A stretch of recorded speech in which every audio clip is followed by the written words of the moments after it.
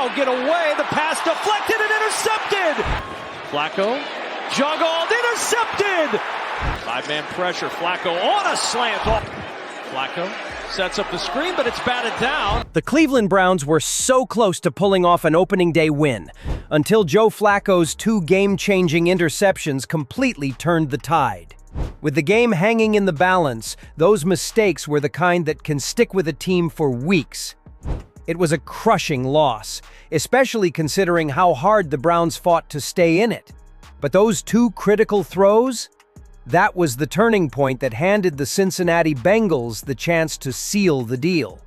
But don't worry, we're not just here to talk about those interceptions. There's a whole lot more that went wrong for Flacco and the Browns in this game. Before we dive into every detail and break it all down though, make sure you hit that like button and subscribe to the channel. Your support keeps us going and helps bring you more content like this.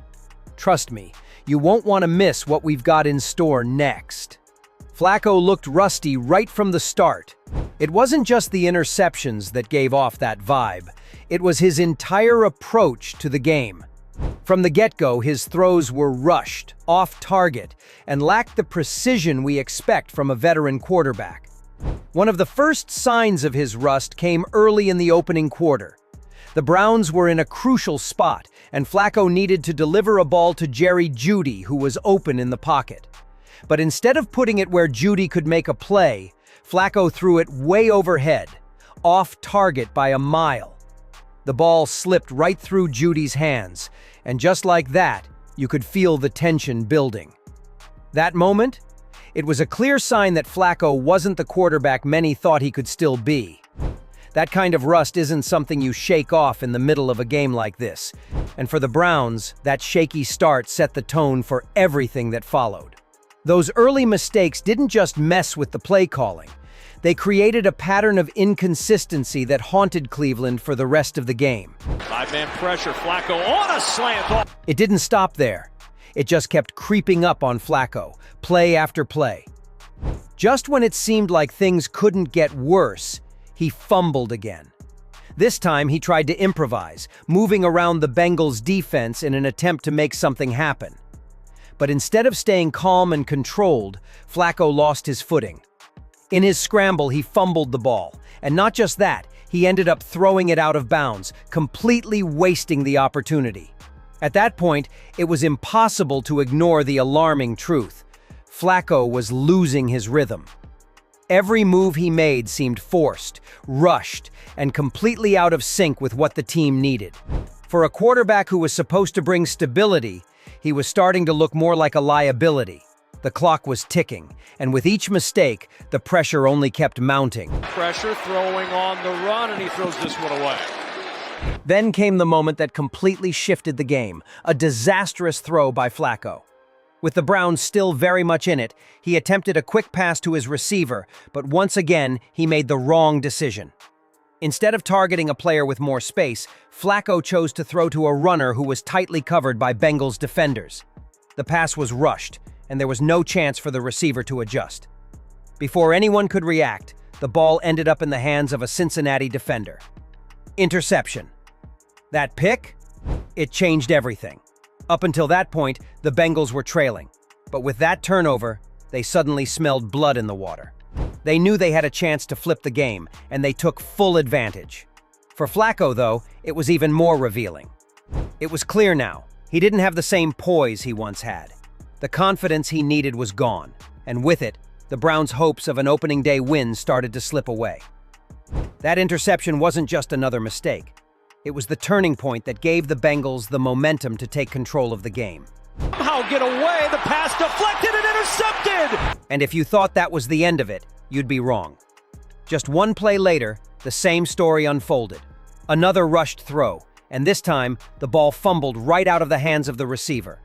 The Browns had no chance to recover, and it was like déjà vu all over again.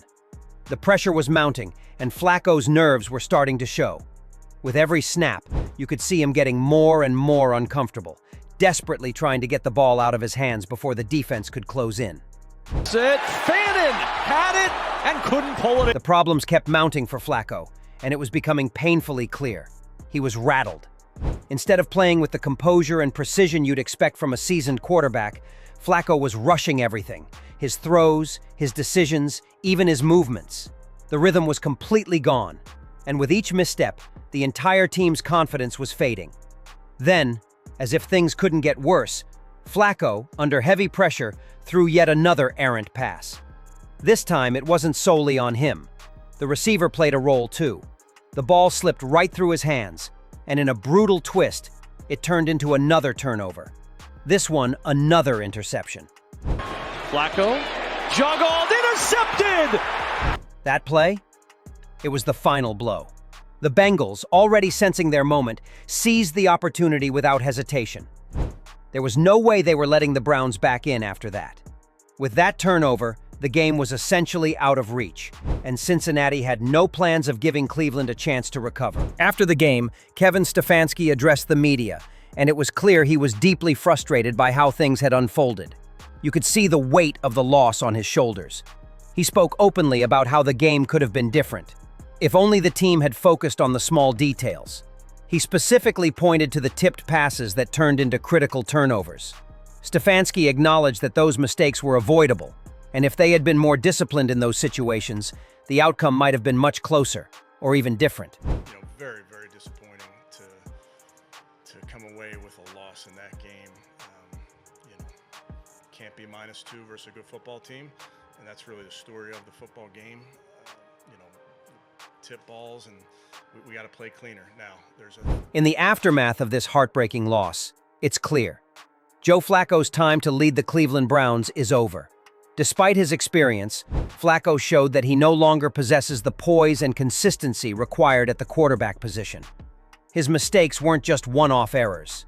They were part of a pattern of rushed decisions, poor throws, and a lack of rhythm that ultimately cost the team the game. At this point in his career, Flacco simply can't provide the stability the Browns need to succeed. Now, the focus should shift to the future. It's time for the coaching staff to make a change and give Shedeur Sanders the opportunity to step in. Sanders has shown the kind of talent and composure that could turn this offense around. He's got the ability to make quick, accurate decisions under pressure and can bring the kind of spark the Browns desperately need. This team is built to compete, and it's time to give a young, dynamic quarterback like Sanders the reins to lead them into the future. Flacco's days as the starter are behind him. Now, it's time for the Browns to embrace the next chapter with Shedeur Sanders at the helm. So, what do you all think? Is it time for the Browns to move on from Flacco and give Shedeur Sanders a shot? Do you believe his potential is enough to turn this team around? Or should they stick with Flacco a little longer? How much longer can the coaching staff afford to wait before making that tough call? And what do you think about the team's overall performance? Were those early mistakes on Flacco a sign of things to come, or just an isolated bad game? I want to hear your thoughts.